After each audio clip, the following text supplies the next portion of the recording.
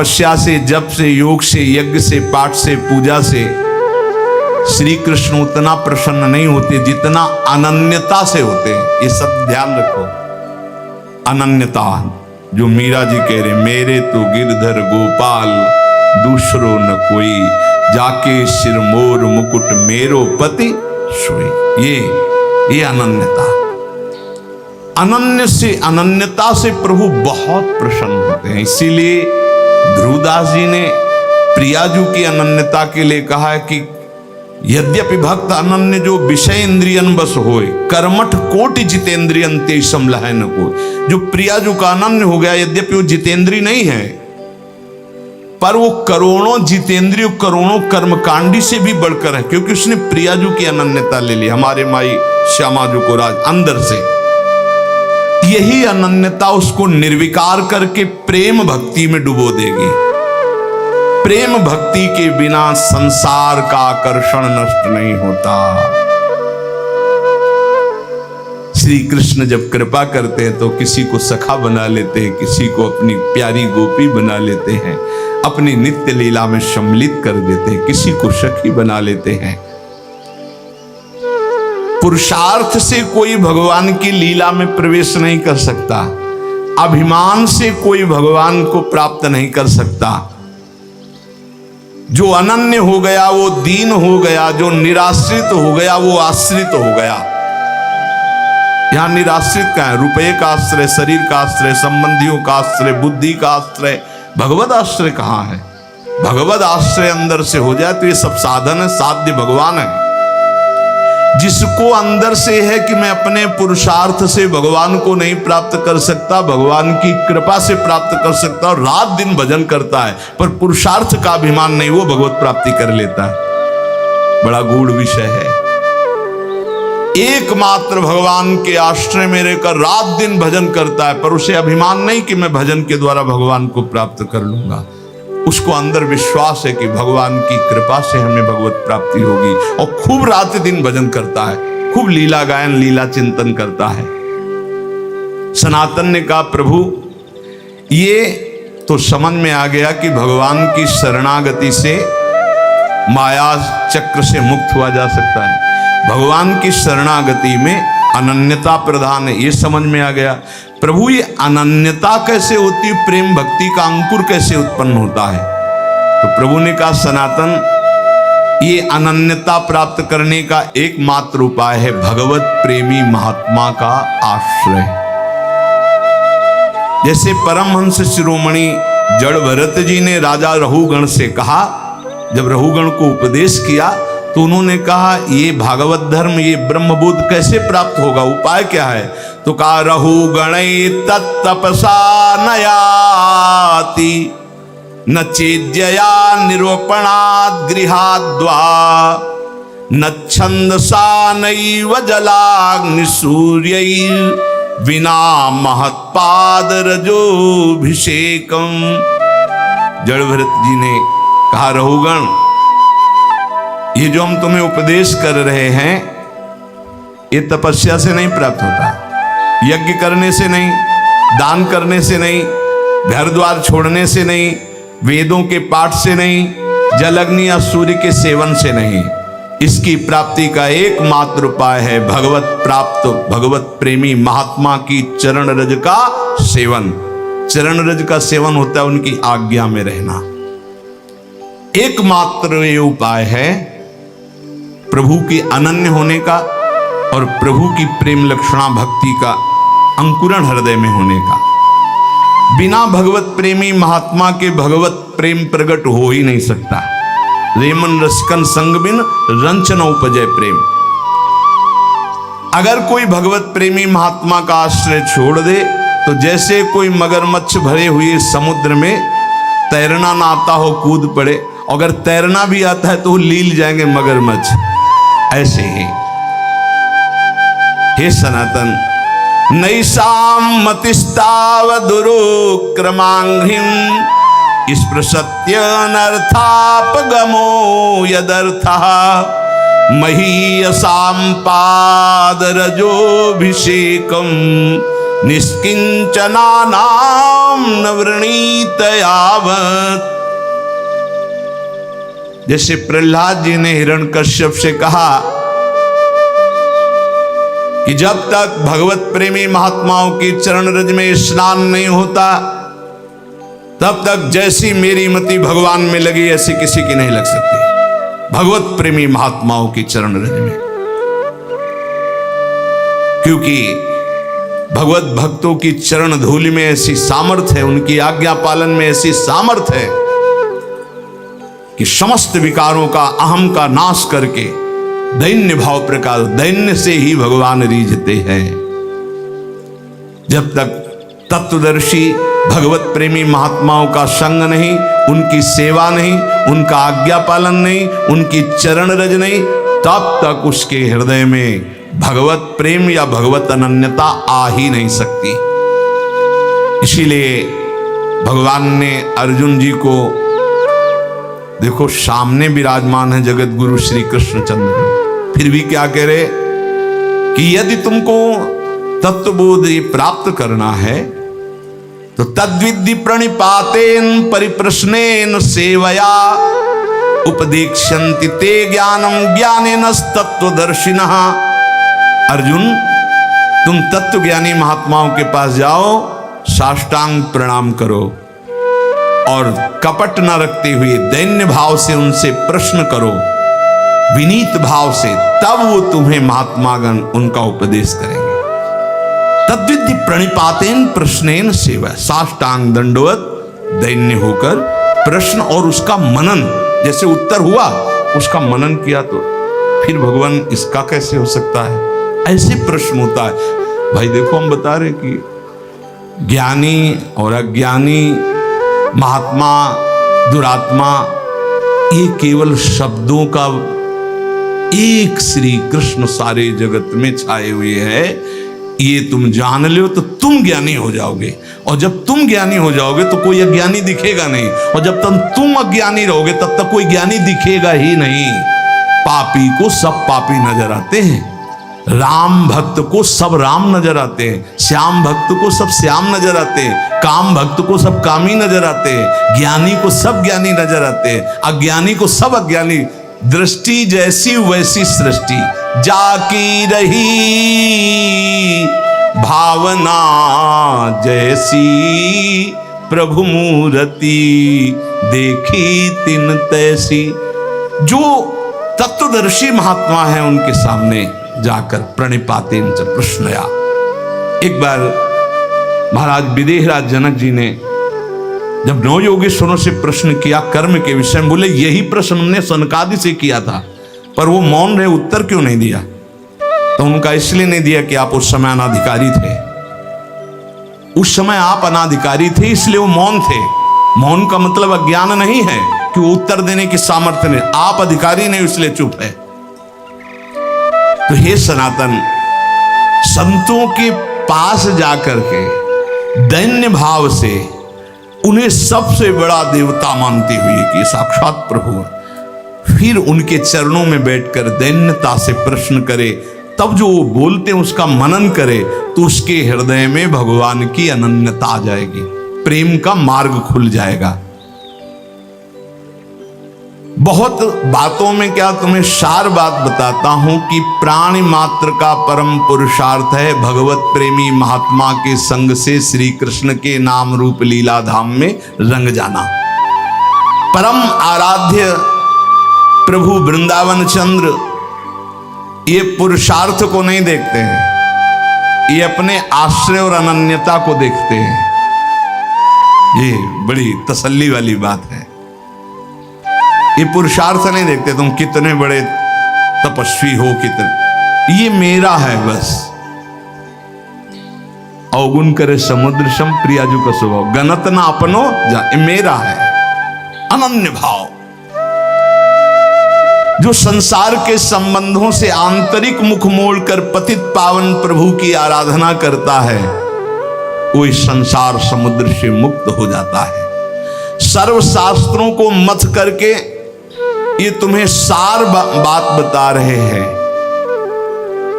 क्या आराध्यो भगवान ब्रजेस्तनयस्तद्धाम वृंदावनम रम्या काचिदुपासना ब्रजवधूर वर्गेण या कल्पिता। श्रीमद्भागवतम प्रमाणममलम प्रेमापुमार्थो महान श्री चैतन्य महाप्रभुर मतमिदम तत्राग्रहो नापरः। महाप्रभु चैतन्य देव कहते समस्त शास्त्रों का, समस्त संतों का सार मत हम तुम्हें बता रहे।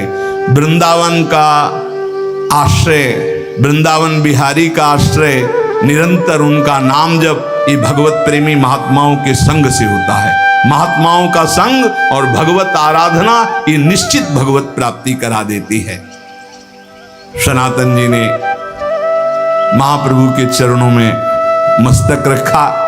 महाप्रभु ने हाथ फिराते हुए कहा, कुछ समय तक हमारे पास रहो और इसके बाद जहां भक्ति मूर्तिमान होकर नृत्य करती वृंदावन चले जाओ और आजीवन वहां वास करो। भिक्षावृत्ति से ब्रजवासियों के टूक पाओ और वृंदावन। तो 2 महीने महाप्रभु के पास काशी में रहे।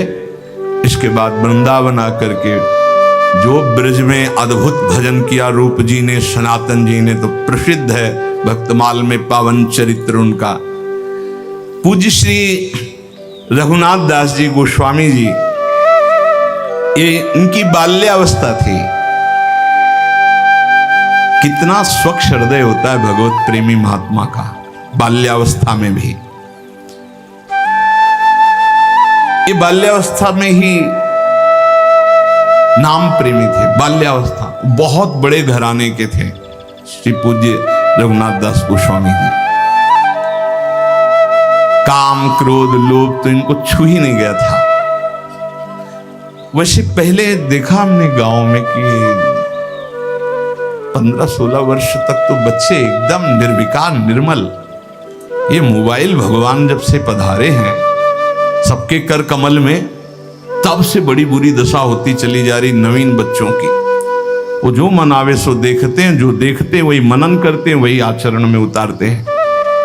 इसीलिए बहुत बुरी तरह जो हमारे जीवन की उन्नति की नींव है वो नष्ट होती चली जा रही नए बच्चों में। 12, 13, 14 वर्ष की अवस्था के बच्चों को सांसारिकता का संपूर्ण ज्ञान, ये है आज के बौद्धिक स्तर की भूमिका। जबकि उनको पढ़ाई में, उनको संयम में, उनको सदाचार में ढलना चाहिए तो उल्टी रीति में ढल रहे हैं। इसीलिए बहुत संकट में हमारी आगे पीढ़ी है। अगर संभली नहीं ना तो बहुत संकटपूर्ण। नए 18, 20 वर्ष के बच्चे ड्रग्स का इंजेक्शन लगा रहे हैं। सोचो उनकी क्या जीवन रह गया। अब उसके बिना जी नहीं सकते। और ना वो माता पिता से बताते हैं ना कोई, और वो इतनी बुरी स्थिति को प्राप्त है। अब उनको चाहिए, उसके लिए वो कुछ भी करने को तैयार है। पहले उनको दोस्तों ने फ्री चखाया, फिर धीरे धीरे वो व्यसनी बन गए। फिर आज समाज में बहुत ये व्यसन, व्यभिचार, छल कपट मानो एक तांडव कर रहा है और उसे सुख माना जाता है, उसे उन्नति मानी जाती है। पर निर्मलता उन्नति है, निष्कामता उन्नति है, ये लोग नहीं समझ पा रहे। श्री रघुनाथ दास गोस्वामी जी का हृदय बचपन से ही बहुत ही शांत स्वभाव का। उनके घर में भी ठाकुर जी विराजमान थे। जैसे पूजा गृह होते तो बचपन में ही ठाकुर जी के सामने बैठ जाते, मानो भगवान से बात करते, परम पावन प्रभु से बात करते, प्रभु के चरण स्पर्श करते जो छवि, और उनका नाम कीर्तन करते। ये होता है पूर्व का कोई ऐसा भजन होता है जो बचपन में अपना रंग दिखाता है, जो भगवान कहते हैं जैसे मेरा भक्त है नामे भक्ता प्रणश्यति। एक जन्म में भगवत प्राप्ति वाली बात नहीं बन पाई तो फिर अगला जन्म महाभागवत का देते हैं। वो ऐसा जन्म देते हैं बचपन से भगवान का भजन, भगवान का मार्ग का अनुसरण। ये महाभागवत है श्री पूज्य रघुनाथ दास गोस्वामी जी। अभी तक इनके हृदय में किसी भी बात का आकर्षण नहीं था। जिसके हृदय में किसी बात का आकर्षण नहीं होता, उनको आकर्षण करने के लिए माया नहीं, भगवान के प्रेमी महात्मा जन पधारते हैं। ऐसा ही होता है। इनके पिता हिरण्य मजूमदार और उनके भाई गोवर्धन मजूमदार ये राजा महाराजा की तरह थे, ऐसा वैभव इनका था।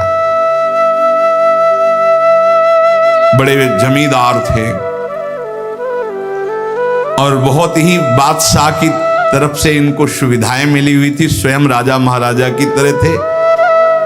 अगर गंगा जी भी आचमन करने जाना है रघुनाथ दास गोस्वामी जी को, तो 4 बेतधारी और पालकी पे बैठकर, बालक हैं 4 बेतधारी इधर उधर चल रहे, पालकी से उतरे, गंगा जी का आचमन किया, पालकी में बैठे घर आए। ऐसा 20 लाख रुपए उस समय आमदनी थी, 20 लाख रुपए की। 12 लाख रुपए बादशाह देता था क्योंकि मजूमदार थे। लाखों रुपए की जिसकी आमदनी उस समय, उसके क्या ठाट बाट होंगे। आज के 1 करोड़ रुपए और उस समय के 20 लाख रुपए शायद, या और करोड़ से भी ऊपर हो सकते हैं। इतने धनी होने पर उनके दोनों जो पिता थे, मतलब पिता और पिता के भाई, बड़े ही धर्मात्मा प्रकृति के थे। महाप्रभु चैतन्य देव जी तो जान रहे ना कि मेरा एक निज पार्षद कहां पल रहा है।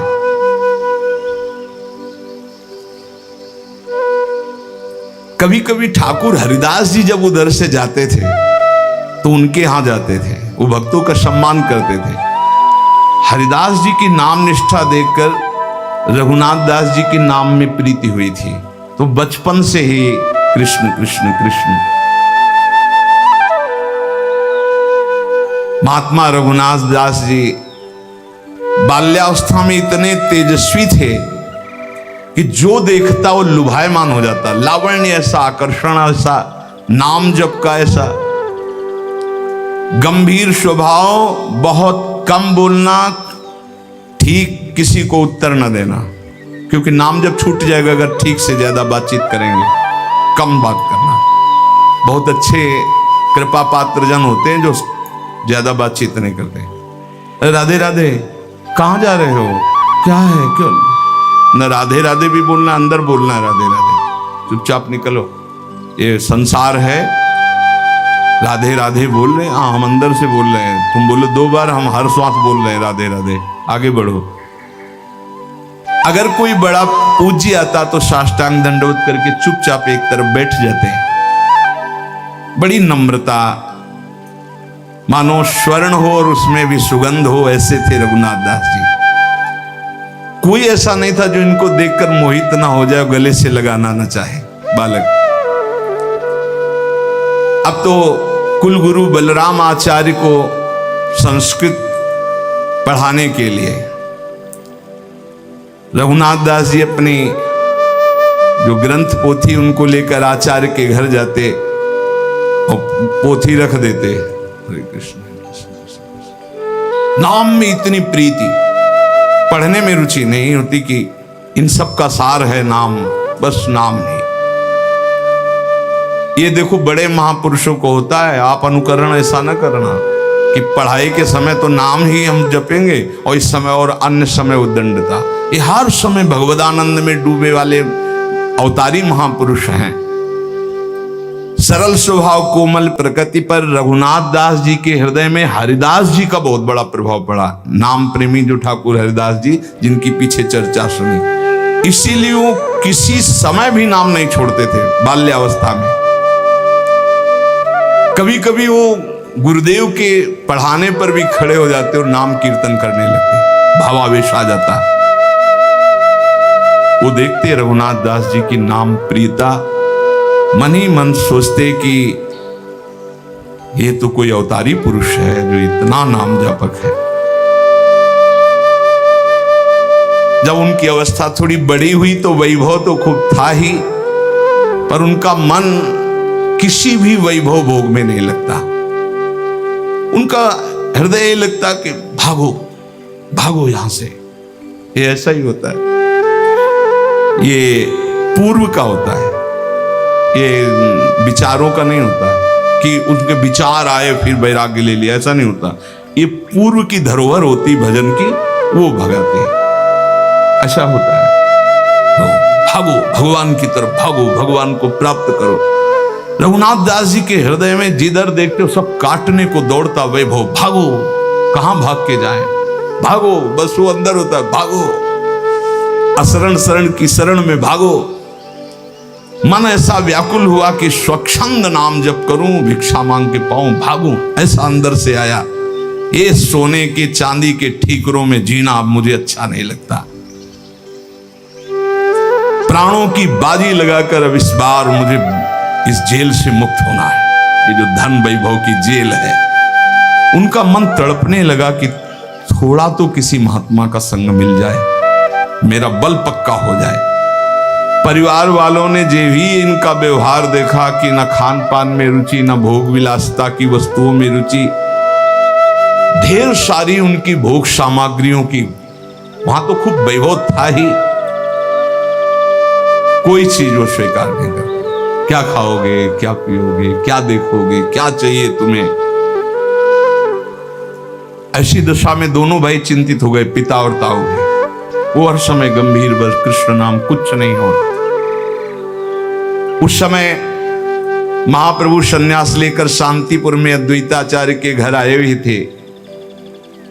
रघुनाथ दास गोस्वामी जी ने चर्चा सुनी घर में, महाप्रभु चैतन्य देव आए हुए हैं अद्वैताचार्य जी के घर, 4-5 दिन रुकेंगे। ये भागे घर से, मुझे दर्शन करना है, महाप्रभु के दर्शन करने व्यवस्था की गई। बोले नहीं, पालकी में नहीं, पैदल भाग करके गए। महाप्रभु के सामने गए, बालक ही थे, लौट गए। महाप्रभु ने कहा और रघु आओ, रघुनाथ दास नाम था तो रघु के आओ, दुलार से, और कहा बहुत समय से बिछुड़े थे, आज मिले। मतलब भगवत पार्षद है ये तो। संसार में चिरकाल से भटका हुआ जीव जब अपने स्वामी की शरण में पहुंचता है तो कैसा सुख मिलता है, ऐसा से रघुनाथ दास जी को सुख मिल रहा है। महाप्रभु ने गले लगाया रघुनाथ दास जी को। रघुनाथ दास जी ने कहा, प्रभु मुझे कुछ अच्छा नहीं, पता नहीं क्या हो गया, ऐसा लगता भागूं। कहा नहीं, बिल्कुल नहीं, घर में जाके रहो और घर में भजन करो। ये मरकट वैराग्य अच्छा नहीं होता। 4 दिन के लिए वैरागी बने, फिर लौट करके घर की बात याद आवे, घर की सुविधा याद आवे, ऐसा नहीं। वैरागी को घर से कोई भी वस्तु का प्रयोग नहीं करना चाहिए। ये सिद्धांत है वैराग्य का, ये सिद्धांत है। वो भगवत आश्रित ही जीना चाहिए। धाम है इसलिए थोड़ा सा गुरुजन छूट दे देते हैं, चलो वास करो किसी तरह के शिव, पर वो एकमात्र वैरागी का आश्रय भगवत प्रदत्त जीवन होना चाहिए। भगवत प्रदत्त वैरागी का मतलब ही होता है भगवत प्रदत्त जीवन। महाप्रभु ने कहा नहीं, ये मरकट वैराग्य अच्छा नहीं होता कि 4 दिन के लिए वैरागी बने, फिर घर का याद आवे, घर की वस्तु का सेवन, ऐसा है। महाप्रभु ने कहा ये मरकट वैराग्य ठीक नहीं रहता, तुम जाके घर में रहो। रोते हुए वापस चले आए। जब महाप्रभु ने स्वीकार नहीं किया, पिता को बड़ी चिंता हुई। बहुत सुंदरी नवकिशोरी से इनका ब्याह करवाया कि यही एक फांस है जिसमें रोका जा सकता है बैरागी को। गोवर्धन दास धनी थे, राजा और प्रजा दोनों के प्रीति भाजन थे, बड़ी प्रतिष्ठा थी, उनकी बड़ी ही सुंदर कन्या थी, उससे विवाह करवाया। राजाओं के समान वैभव उन्होंने दहेज में दिया। रघुनाथ दास जी को ऐसी सुंदर पत्नी, ऐसा सब भोग विलास देखा भी नहीं। कैसा कृष्ण नाम का स्वाद है, जबरदस्ती ब्याह कराया गया, उनकी तो रुचि ही नहीं थी। पिता को क्या पता था कि इनका मन तो किसी अव्यक्त से संबंध मान चुका है। पत्नी का सौंदर्य, पत्नी की प्रियता, भोग सामग्रियां, सब वैभव तुच्छाति तुच्छ इनको नजर आया। इन्होंने बात भी नहीं की, ये भी प्रयास विफल गया। अब तो पूरे परिवार जलने लगा कि अब क्या होगा, अब तो कोई रास्ता ही नहीं कि इनको रोका जा सके। रघुनाथ दास जी ने अपनी पत्नी से एकांत में प्रेम से हाथ जोड़कर कहा कि हम आपसे प्रार्थना करते हैं कि हमारा मन मधु श्री कृष्ण चरणारविंद की, हम कभी आपसे बात नहीं कर पाएंगे। ये जो जबरदस्ती हुआ है, श्री कृष्ण आपकी कृपा रक्षा करें, आप पर कृपा करें। उदासीन परिवार वाले जब कि ये प्रथम ब्याह से लेकर के बात ही नहीं, कोई चर्चा ही नहीं, बहुत ही सबको भय हो गया कि अब ये। जब रघुनाथ दास गोस्वामी जी ने सुना कि प्रभु वृंदावन नहीं जा सके, रामकेल से लौटकर अद्वैताचार्य जी के घर ठहरे, तो बड़ी नम्रता के साथ पिताजी के चरणों में प्रार्थना की कि मुझे महाप्रभु के दर्शन करने की आज्ञा दो, मैं शीघ्र लौट आऊंगा। अब वो तो समझ ही रहे थे कि इनकी दशा क्या है, तो उन्होंने कहा ठीक है आप दर्शन करे आइए। आंखों में आंसू भरकर कहा कि एक बात केवल तुम ध्यान रखना, हमारे दोनों भाइयों के बीच में इतने वैभव में कुल के दीपक तुम ही हो, अगर कोई इधर कदम हटाए वैराग्य की तरफ आप ले गए, इधर से हटाए तो हम लोग अनाथ हो जाएंगे। तुम हमारे जीवन के आधार हो, मैं जीवित रहता हूं तुम्हें देखकर, तुम्हारी हर बात को मैं बर्दाश्त कर रहा हूं, लेकिन हमारी आंखों से बाहर चले गए तो हम लोग प्राण त्याग देंगे। मेरी प्रार्थना है, मेरे सफेद बालों की तरफ देखकर, मेरे आंसुओं की तरफ देखकर, जब तक मैं जिंदा रहूं तो ऐसे कदम मत निकालना। बस इतनी हमारी प्रार्थना। बड़े दैन्य होकर पिताजी ने, ताऊ जी ने ऐसा, पर जो निर्मम भगवान के प्रेम में है उसको इन ममता आंसुओं का कोई प्रभाव नहीं पड़ता। रघुनाथ दास जी ने चरणों को स्पर्श किया और कहा पिताजी मैं बिल्कुल चाहता हूं कि आपके अनुकूल चलूं, पर मेरा चित्त मेरे वश में नहीं है। ऐसा लगता है कि मेरे चित्त में कोई बलात् बैठा हुआ करवा रहा है। मैं बहुत चाहता हूं कि मैं आपको कभी कष्ट न दूं, पर अब आपसे मैं ये वचन देता हूं, अभी तो लौट के आ जाऊंगा, पर मेरा मन मधुप श्री कृष्ण के लिए तड़प रहा है। एक पालकी मंगवाई गई, उसमें फिर रक्षकों को राजकुमार की भांति उनको सजाकर सब भेंट की सामग्री महाप्रभु के लिए, जो ही घर से बाहर गली में ऐसे कूद पड़े, सब छोड़ दिया, नंगे पैर भागे वहां से। कौन है प्रपंच पाल की सब, धूप में नंगे पैर सुकोमल शरीर, और महाप्रभु के चरणों में जाके दूर से साष्टांग प्रणाम किया। महाप्रभु ने कहा आ गया रघु, फिर छाती से लगाया और कर कमल से इनके घुंघराले बाल ऐसे सहलाते हुए हृदय से लगाया। तुम धूप में अकेले क्यों आए, तुम्हारे साथ रक्षक नहीं आए, पैदल क्यों आए नंगे पैर? का प्रभु नौकर जन भी थे साथ में, उस रक्षक पालकी भी थी, पर प्रभु मुझे अच्छा नहीं लगा, मैं ऐसे क्षमा कीजिए। महाप्रभु मुस्कुराए। रघुनाथ दास जी ने आंसुओं से भिगोते हुए महाप्रभु के काशाय वस्त्र में से कहा प्रभु अब दूरी सही नहीं जाती, अब आप अपने से दूर मत कीजिए मुझे। महाप्रभु ने कहा देखो कोई कार्य जल्दीबाजी में ना करें, तुम पर श्री कृष्ण की असीम कृपा है, पर जब तक तब तक इंतजार करो, वो समय आएगा, तुम इंतजार। रघुनाथ दास जी ने कहा प्रभु कारावास भी किसी को अच्छा लग सकता है, ये पिता का वैभव, ये पिता का सब सुख सामग्री मुझे कारागार लगता है, मुझे छुड़ा लो इस कारागार से। महाप्रभु ने कहा क्या तुम्हें परेशान? बोले प्रभु हर समय हमारे ऊपर अंगरक्षक पहरा दे रहे हैं कि अगर मैं एक कदम भी चलूंगा तो पहरेदार साथ होंगे। प्रभु मुझे ग्रह बंधन से मुक्त कर दो, मैं बहुत। महाप्रभु ने कहा चिंता मत करो, तुम तो मुक्त पुरुष हो, तुम्हें कौन बांध सकता है। रघुनाथ, पर घर तुम्हारे लिए बंधन नहीं हो सकता। देखो, जब घर में ममता करे तो वो बांध सकता है, तुम तो श्री कृष्ण की ममता वाले हो। तुम आसक्ति छोड़कर घर में रहते हुए तुम्हारा ब्याह हो गया है स्त्री से, पिता से, वैसे प्रेम में व्यवहार करो। महापुरुष जन देखते हैं हृदय की स्थिति। रघुनाथ दास जी ने कहा प्रभु मुझे इन खिलौनों में बहकाओगे अब भी? क्या प्रभु आप देख नहीं रहे हो कैसी आग लग रही मुझे इन खिलौनों से? प्रभु मैं समझ रहा हूं अनाधिकारी हूं, इसीलिए आप इन खिलौनों की बात कर रहे हो। प्रभु अब नहीं, अब तो श्री कृष्ण चाहिए।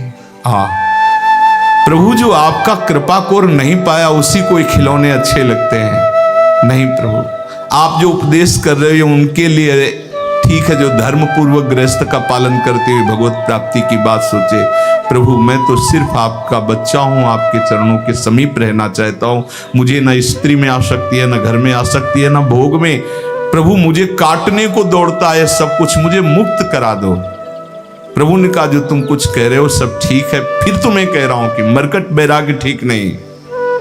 वो कभी फिसल नहीं सकते जिन्होंने कष्ट को गले लगाकर आगे बढ़ा है, और जिन्होंने संपत्ति को देख करके कि अमुक आश्रम के गुरुदेव संपत्तिवान, उनके शिष्य बनेंगे, हम उनके अधिकारी बन जाएंगे, जब विपत्ति आएगी कष्ट आएंगे तो फेल हो जाएंगे। कभी भी संपत्ति को देखकर शिष्य नहीं बनना चाहिए, वैभव को देखकर शिष्य नहीं बनना चाहिए, सदैव भगवान को देख करके आगे बढ़ना चाहिए। जो ये क्षणिक बैरागी होते, इन पर जब कसौटी कसती है माया तो ये लोग भाग पड़ते हैं, फिर इनको घर ही में देखा जाता है। महाप्रभु कह रघुनाथ दास जी ने कहा प्रभु कसौटी तो बैरागियों की होती, हम तो आपके बच्चा है प्रभु। ये बहुत बचने का बहुत सुंदर उपाय है। प्रभु क्या आपकी कृपा रूपी अमृत का पान करने वाले को कभी क्या विषय भी सता सकता है नाथ? क्या आपके चरणों का आश्रय लेने वाले को कभी राग फंसा सकता है? प्रभु ने धीरे से कहा ठीक बात है, तुम्हारी ठीक बात है, पर अभी मेरी आज्ञा है तुम जाओ, अभी घर जाओ। मैं यहां से लौटकर पुरी जाऊंगा,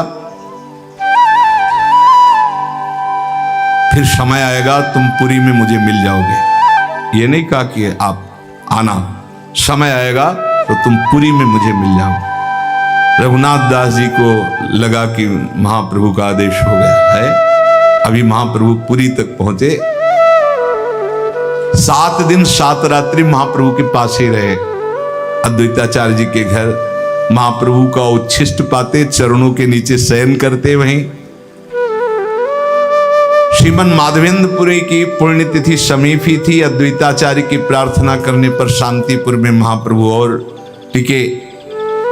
कई दिन तक आनंद मिलता रहा रघुनाथ दास गोस्वामी को महाप्रभु के उच्छिष्टामृत का।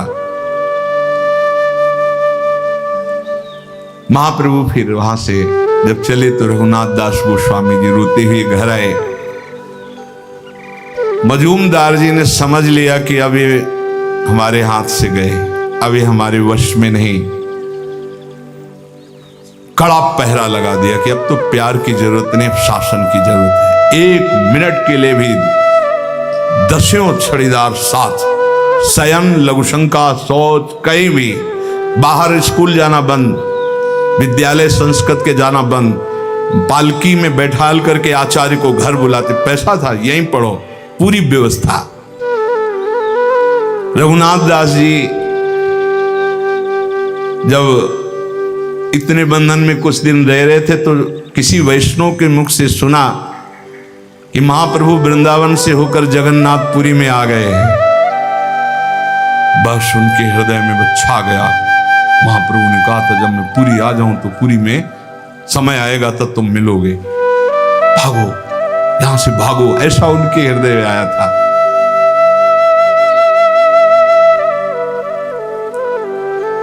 जो आचार्य पढ़ाने आते थे, उनके मन में आया कि निकलने का एक ही उपाय है कि इन्हीं के संग पीछे निकला जाए। पीछे पीछे आचार्य के चलने लगे। उन्होंने कहा कि बस बस सम्मान के लिए इतना ही काफी है, तुम अंदर जाओ, क्योंकि तुम्हारे पिता ने इतनी सुरक्षा कर रखी है। मन में कि बंदी की तरह अब मुझे जीवन नहीं जीना है, क्षण भर के लिए भी जीवन नहीं जीना। हा गौर हा प्राण वल्लभ। अंदर से एकदम फिर अपने को संभाला और कहा, गुरुदेव अंदर तो सब व्यवस्था है, पीछे सब खड़े हैं, थोड़ी देर खुली हवा में आपके साथ चल सकते हैं? आपकी आज्ञा जहां होगी थोड़ी देर के बाद में। हृदय में आग जल रही कि बस केवल घर से बाहर निकल कर गली में पहुंचे, इनको उधर जाना होगा, मैं जगन्नाथपुरी के लिए भागूं। भला है विचार करो, जिन महापुरुषों के पास इतना वैभव था, सुंदर पत्नी, सब व्यवस्था, कैसा भगवत भजन का आकर्षण होता है। इसे वैराग्य कहते हैं, वैराग्य से कहते हैं। वैरागी की तीन ही गिरने की खाइयां हैं, कंचन, कामिनी, कीर्ति। तीनों बात इनकी घर में ही थी, उनको ठुकरा करके ये भगवान के लिए। ऐसे महापुरुष कितना वैराग्य में जीवन व्यतीत किए भगवान के प्रति।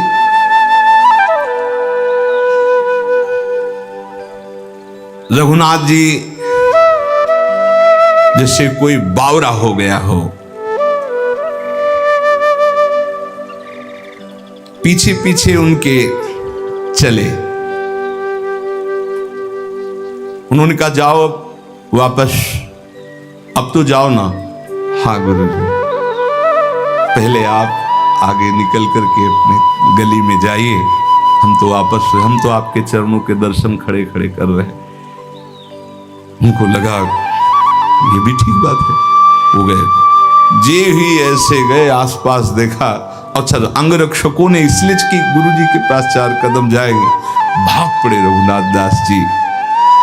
हा गौर हा प्राणनाथ जगन्नाथपुरी के लिए।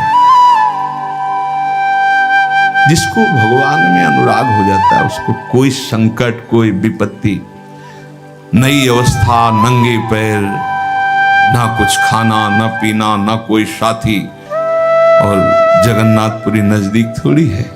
कई दिन रात भागते ही रहे, क्योंकि पता था कि राज कर्मचारी पकड़ लेंगे। देखो, जिस सुख के लिए बैरागी फिसल सकता है, उन सुखों को कैसे छोड़कर भगवान के मार्ग का अनुरागी भागता है। कहीं मेरे पिता की का राज कर्मचारी मुझे पुनः पकड़कर घर ना ले जाए, इसलिए रात दिन भाग रहे जंगल के रास्ते से। जैसे परशुराम जी की बेटी करमेती बाई, जब वो वृंदावन के लिए भागी, जब देखा कि गौन के लेने वाले आ गए, तो उनका ये जीवन तो श्री कृष्ण को है, दूसरा कैसे इसे स्पर्श कर सकता है। रात में भागी, स्त्री शरीर, सोचो मतलब कितना प्रबल बल होता है भगवान का। अब सुबह हुआ, मां ने देखा कि अरे रिश्तेदार तो बैठे हैं जो बेटी को लेने आए हैं, और बेटी ही गायब हो गई। परशुराम जी से कहा, उन्होंने तुरंत राजा को सूचना की। राजा उनके शिष्य थे, राज कर्मचारी घोड़ों पे भागे, चारों तरफ सूचना दी कि वृंदावन के मार्ग में होगी, क्योंकि वृंदावन वृंदावन पुकार रही, तो जरूर वृंदावन भाग के जाएगी। इधर घोड़े दौड़ाए गए। श्री कृष्ण अनुरागिनी करमेती बाई ने भी सोचा कि सबको पता मैं वृंदावन जाऊंगी। थोड़ी दूर में देखा, टॉप से, जो घोड़ों के टॉप से धूल उड़ती, उन्होंने समझ गए राजकर। वहां एक ऊंट मरा हुआ पड़ा था। सोचो ऊंट की कितनी बड़ी दुर्गंध, सड़ा हुआ, उसमें के पेट में जो ऐसे पशुओं, हिंसक पशुओं ने खाया था, खोखला बन गया था ढांचा, उसके अंदर घुस गई। 3 दिन 3 रात तक उसके अंदर कितनी सड़न में, उनको कोई सड़न नहीं लग रही। कृष्ण कृष्ण कृष्ण कृष्ण, सब रास्ते खुलवा। जब उनको लगा कि अब कोई नहीं, तब बाहर निकली और वृंदावन के लिए आई। ये कैसा भगवान के अनुराग का मार्ग, जहां संसार के भोगों के लिए लोग पागल घूम रहे हैं, ये श्री कृष्ण बावरे जन बमन की तरह उनको त्याग दिया।